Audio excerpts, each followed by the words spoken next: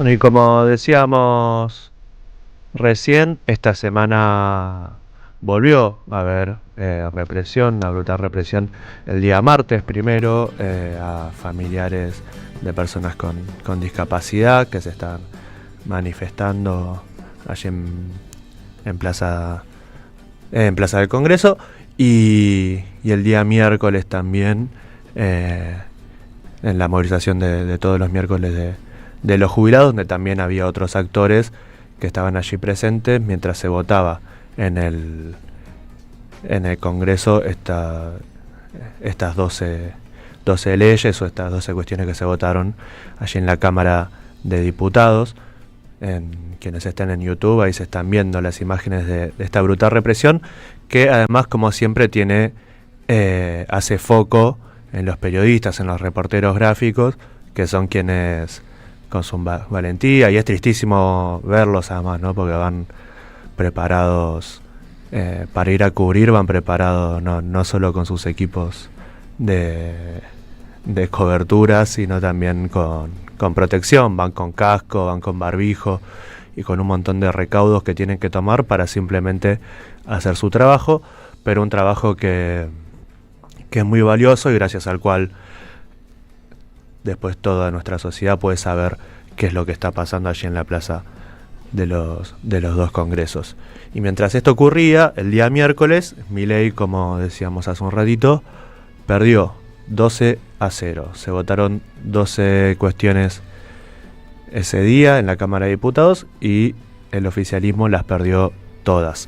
Entre ellas, el rechazo a 5 DNUs, a 5 decretos de necesidad y urgencia que se habían resuelto este año, rechazos muy importantes porque entre ellos está la disolución de organismos de economía, entre los cuales se encontraba el INTI y el INTA. Se rechazó el DNU que reglamentaba también la disolución de Vialidad Nacional, los recortes en el organismo de cultura, que suprimía, por ejemplo, el Instituto Nacional del Teatro o la Comisión Protectora de Bibliotecas Populares. También hemos estado hablando de esto aquí en Pueblada. Se rechazó la modificación del Banco Nacional de Datos Genéticos y la declaración como actividad esencial de la Marina Mercante, que básicamente prohibía el derecho a huelga de sus trabajadores y trabajadoras. También el emplazamiento de la comisión investigadora por la estafa Libra, que se venía dilatando, que se venían haciendo los distraídos para activar la comisión y que esa investigación arranque.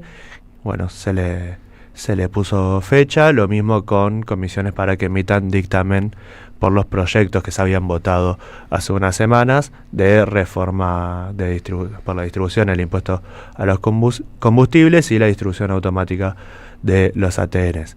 Y después 2 leyes que obtuvieron media sanción muy importantes, que son el financiamiento universitario, este es segundo intento de legislar el financiamiento universitario, luego de que el primero haya sido vetado por Milei, y la emergencia pediátrica, que entre muchas otras cosas también contempla el aumento de los salarios de los profesionales del Garrahan.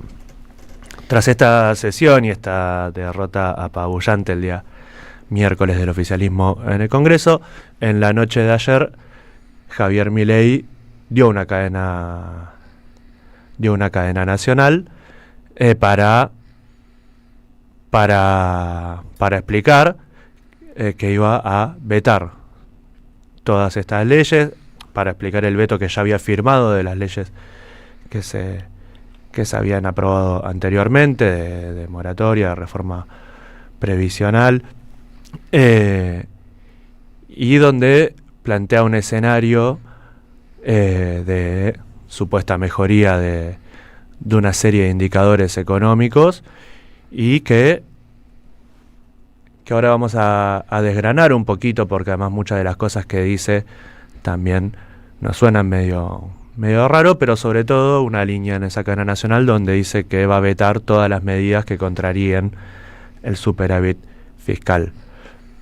Hacemos un pequeño paréntesis con esto de los indicadores, porque Milei habla de, de inflación, de pobreza y de indigencia, y en todos los casos de indicadores dice que se redujo la inflación de un 300%, ya no es ese 15.000% del que hablaba en algún momento, dijo 300 ahora, a una supuesta inflación interanual del 25%. Hoy, bueno, los dos datos son falsos. Ese 300% no se corresponde con la inflación que había recibido el gobierno anterior, sino con una que generó él con esa brutal devaluación en su primer mes de gobierno del 118%. Lo mismo con la pobreza, donde dice que se sacaron millones de personas de la pobreza, y con la indigencia, donde dice que cuando iniciaron había un 20,2% de indigencia. Bueno, todos esos indicadores no son parte de la situación que recibió, no son parte de lo que se había generado en los gobiernos anteriores, sino que es el producto, sobre todo y fundamentalmente, de la enorme devaluación que hizo en ese primer mes de gobierno y esas primeras semanas muy brutales y que tanto daño hicieron. Y después de eso gobierna y va diciendo indicadores sin hacerse cargo de esas primeras medidas de gobierno. Y después esto, ¿no? Lo de la defensa del superávit fiscal y la fuerza para vetar toda medida que contraríe el superávit fiscal. De hecho, bueno, dijo también que buscará prohibir la aprobación de presupuestos que contrarían el superávit, de presupuestos deficitarios. Y lo cierto es que el superávit fiscal del que tanto se jacta y que tanto celebra es trucho, primero, porque es un superávit fiscal que no cuenta el pago de intereses de deuda, y además es un superávit fiscal que tiene como correlato, como trasfondo, una situación de mucho deterioro hacia adentro. Él puede decir que los números le cierran, que los números le dan, pero los números le cierran sin pagarle a las provincias lo que le tiene que pagar, el dinero que le tiene que transferir, no por una cuestión ética, moral o de costumbre, sino está legalmente obligado a transferir a las provincias, y es una fuente de financiamiento muy importante para las provincias, que además necesitan ese recurso para poder hacer frente a una demanda creciente de un pueblo que cada vez más necesita de estados provinciales fuertes y presentes frente a la retirada del Estado Nacional y la imposibilidad de resolver también eso en el sector o en el circuito privado. Es un superávit con las rutas deterioradas, con la salud desfinanciada, sin el pago del FONID, sin la transferencia del Fondo de Fortalecimiento Fiscal, bueno, un montón de cosas de las que hemos hablado, y que además es un superávit que él defiende a rajatabla y sale a atacar cualquier medida que salga del Congreso que genere déficit, aludiendo, ¿no?, esta famosa frase que viene diciendo el principio de gobierno, que es que no hay plata. Bueno, el problema no es que no hay plata, es un problema de intereses, es un problema de prioridades. De hecho, Milei ha tomado muchas medidas deficitarias, ha tomado medidas que reducen la recaudación por parte del Estado. Redujo a su mínima expresión el impuesto a bienes personales. Esta semana nomás redujo las retenciones al agro, eliminó completamente las retenciones a la minería, y aceptó, además vieron que siempre anda diciendo que el dólar flota, que el dólar es libre, que no sé qué, que no interviene en la política monetaria. Bueno, aceptó frente al Fondo Monetario Internacional que había intervenido con ni más ni menos que 5.000 millones de dólares en dólar futuro. Solo en julio son 3.000 millones de dólares más los que invirtió el Estado Nacional en dólar futuro, que tiene como fin, mantener estabilizado la cotización del dólar, buscando con eso mantener estabilizada también la inflación. Y que en el medio, como venimos diciendo, como decíamos antes, con todas las letras en pesos y los bonos del Tesoro Nacional en pesos, se genera una ganancia exorbitante para un montón de inversionistas que la tienen muy fácil, porque el Estado Nacional les dice, vení, invertí acá, tiene una tasa altísima, y además me comprometo a que el peso no se va a devaluar, a que esa ganancia exorbitante va a ser una ganancia también muy alta contada en dólares, porque vamos a mantener pisado el tipo de cambio. Para eso sí hay plata, se ve. Para lo que no hay plata, por ejemplo, es para la emergencia pediátrica, que según la Oficina de Presupuesto del Congreso, representaría una erogación de fondos de 133.000 millones de pesos anuales. Eso nomás es un 3% de lo que fue la intervención con las reservas en dólar futuro solo en el mes de julio. O por ejemplo salió otra noticia esta semana, el cierre de la plataforma Cinear, donde se jactaban y salían a decir que el cierre de esta plataforma representaba un ahorro para los y las argentinas de $330.000. Y hice la cuenta entonces, ¿no? Comparándolo con la cantidad de miles de millones de dólares que se van en la intervención del Estado en el tipo de cambio a través de dólar futuro. $330.000 son 433.950.000 pesos. Es el 0,006% de lo que es la intervención en dólar futuro durante el mes de julio.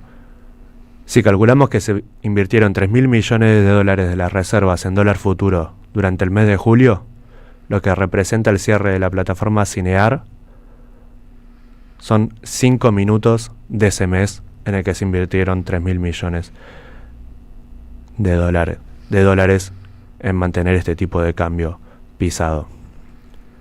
Pero para eso no hay plata. Lo mismo con la emergencia en discapacidad, que también se encuentra por debajo de estos valores. La misma Oficina de Presupuesto del Congreso estima su impacto presupuestario entre 2 y 4 billones de pesos. O para el aumento jubilatorio y la moratoria, cuyo impacto presupuestario se calcula en alrededor del 0,4% del PBI. Solo la reducción de retenciones al agro representaría cerca de la mitad. Y vamos a escuchar qué decía Axel Kicillof al respecto.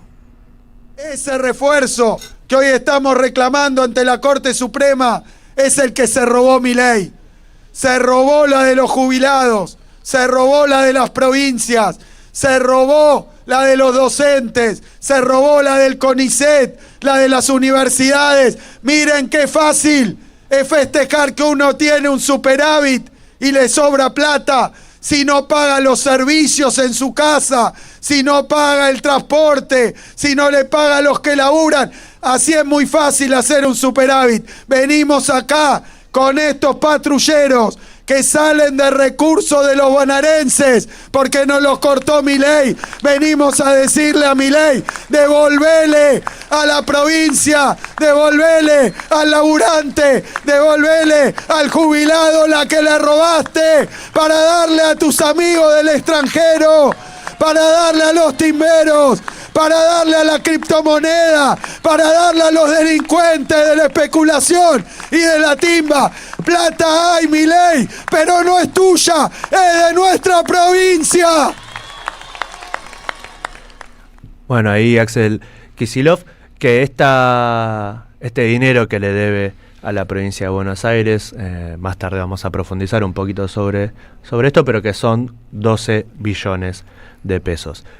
Y cuando todas estas medidas de ajuste no alcanzan, porque no alcanzan para seguir, para la voracidad con la que quieren seguir desguazando al Estado para utilizar sus recursos para garantizar esas ganancias en la timba financiera, se comienzan a privatizar empresas. Y siempre vamos tratando de comentar las empresas del Estado que se van privatizando, y esta semana fueron 4 represas hidroeléctricas, ubicadas en las provincias de Neuquén y Río Negro: Alicurá, El Chocón, Cerros Colorados y Piedra del Águila, que serían transferidas a sus nuevos operadores desde el año 2026.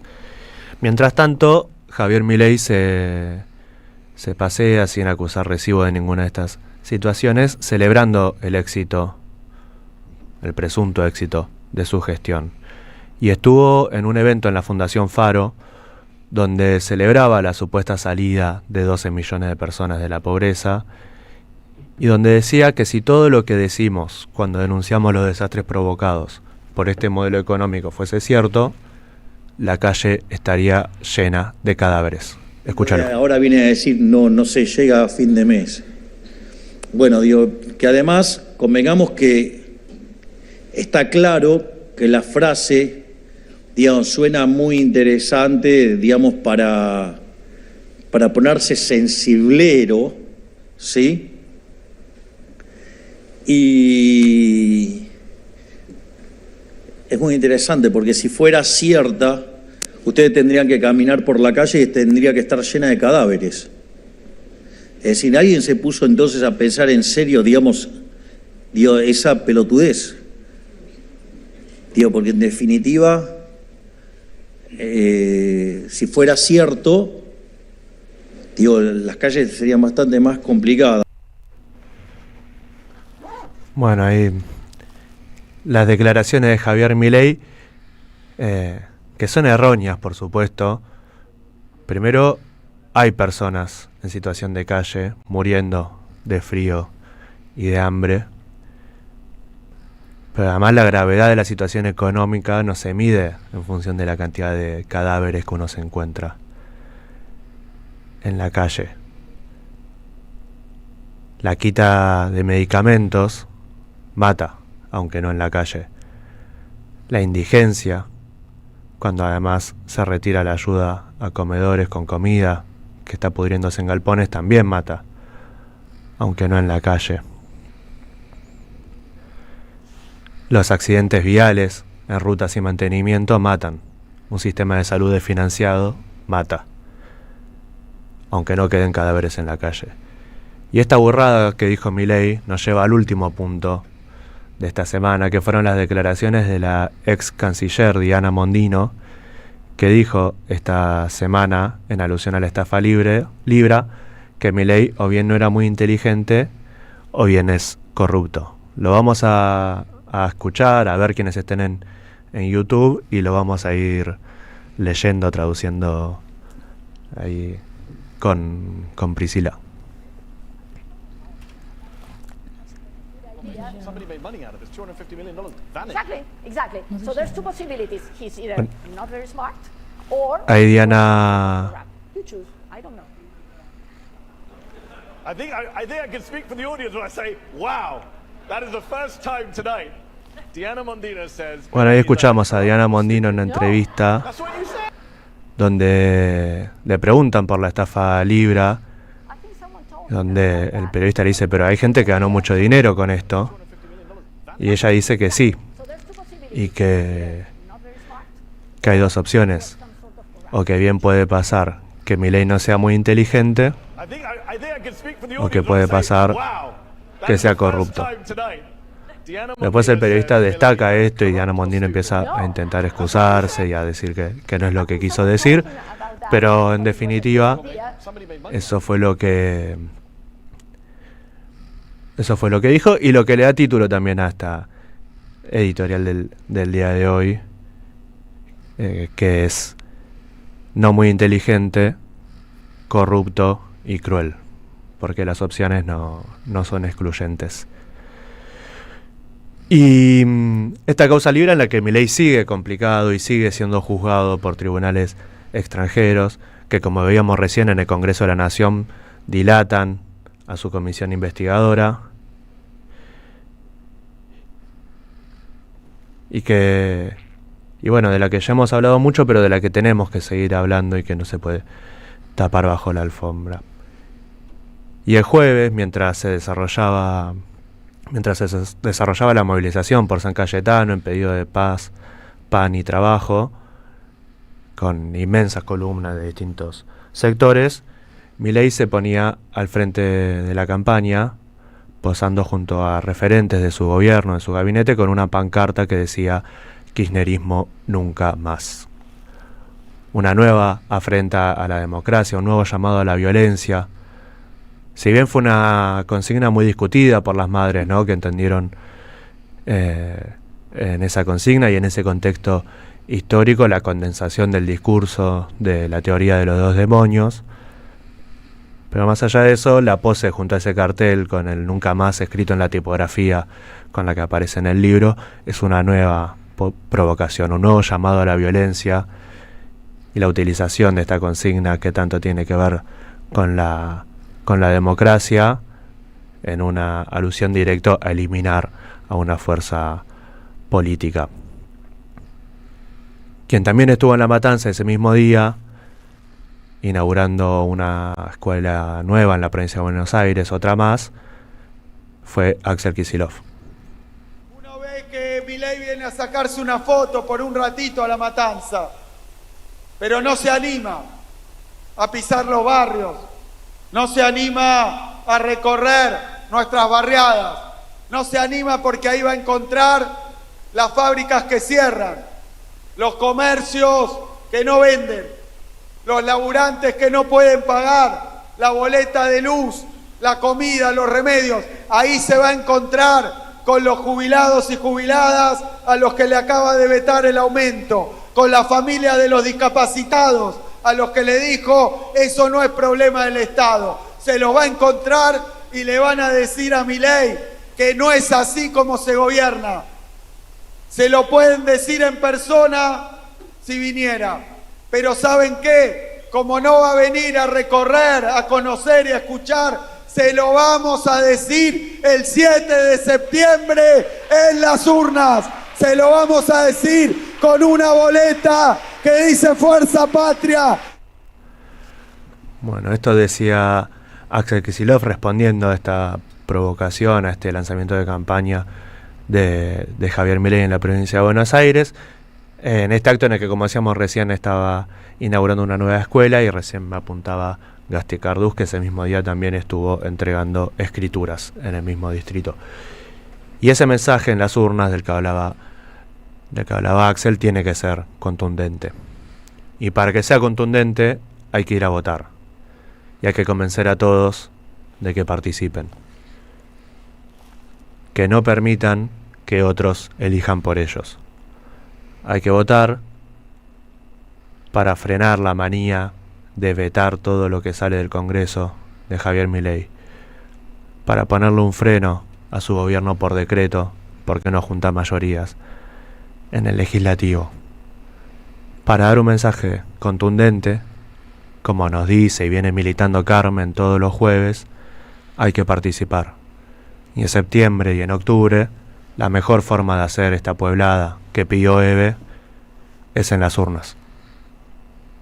Pero hace falta voces. En la radio de las madres